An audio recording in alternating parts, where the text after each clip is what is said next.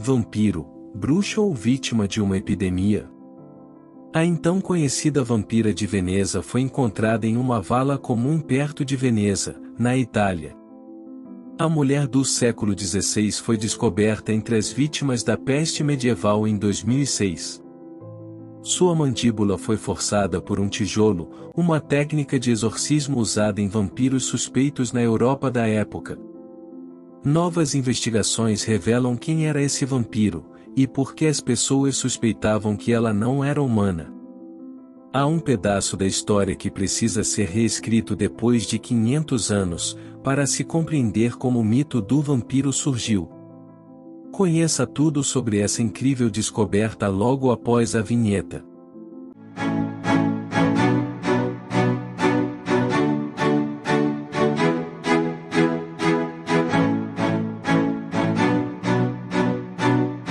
Borrigny foi quem encontrou o crânio do suposto vampiro enquanto cavava valas comuns na ilha veneziana de Lazareto no Ovo. A crença em vampiros era desenfreada na Idade Média, principalmente porque o processo de decomposição não era bem compreendido.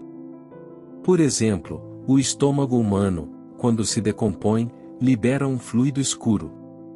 Este líquido semelhante ao sangue pode fluir livremente do nariz e da boca de um cadáver.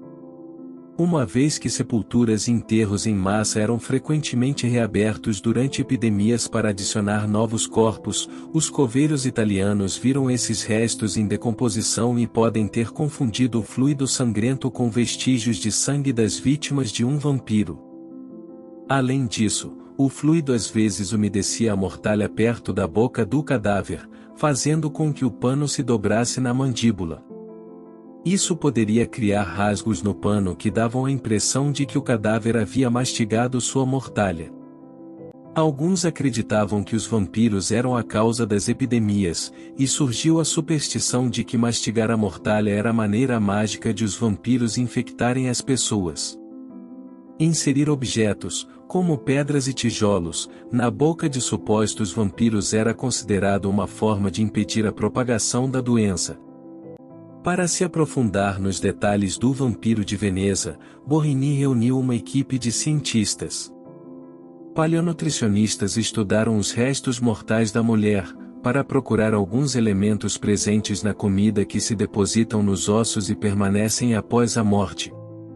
A equipe descobriu que a mulher comia principalmente vegetais, legumes e grãos, sugerindo uma dieta de classe média-baixa. A análise de DNA revelou que a mulher era europeia, e um odontologista forense verificou a idade da mulher examinando seu crânio e dentes caninos com um avançado dispositivo digital de raios-x. Os resultados mostraram que a mulher tinha entre 61 e 71 anos quando morreu.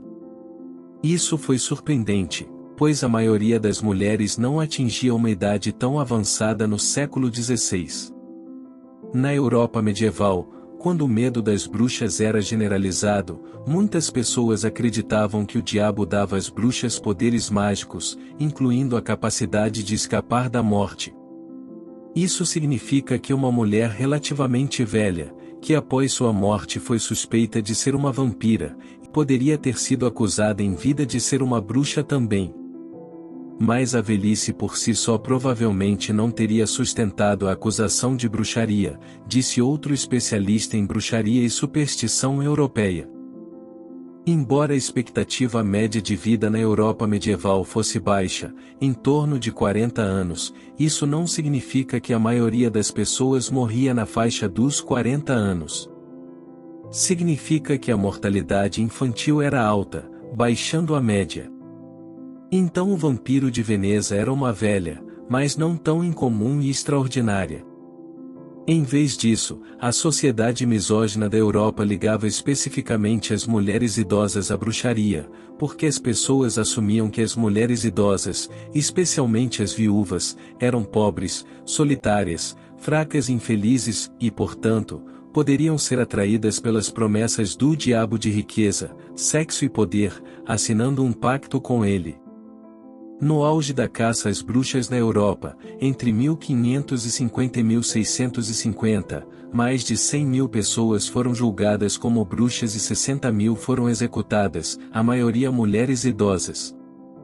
Em pelo menos uma referência histórica, dizia-se que as bruxas comiam crianças. Portanto, pode-se dizer que há uma ligação tênue entre zumbis comedores de carne, com o vampiro veneziano e as bruxas. Ambos foram acusados de quebrar o tabu supremo, comendo carne humana. Especialistas recriaram um modelo digital 3D do crânio. Colocaram marcadores no lugar das inserções musculares, para reconstruir e regenerar o rosto do vampiro de Veneza. O resultado foi o rosto de uma mulher normal, talvez fazendo justiça histórica. Alguns séculos depois de sua morte, a acusada muito provavelmente foi mais uma das vítimas injustamente executadas por uma superstição boba. A caça às bruxas surgia geralmente de um infortúnio, como uma colheita fracassada, epidemias, gado doente ou um bebê natimorto. A bruxaria foi considerada durante muito tempo um crime, dando direito à prisão ou execução. A última mulher bruxa a ser queimada viva foi em 1933 em Portugal, mais próximo da nossa realidade do que pensamos. Essa foi a incrível descoberta da vampira de Veneza. Se você gostou, curta e compartilhe para ajudar o canal a crescer.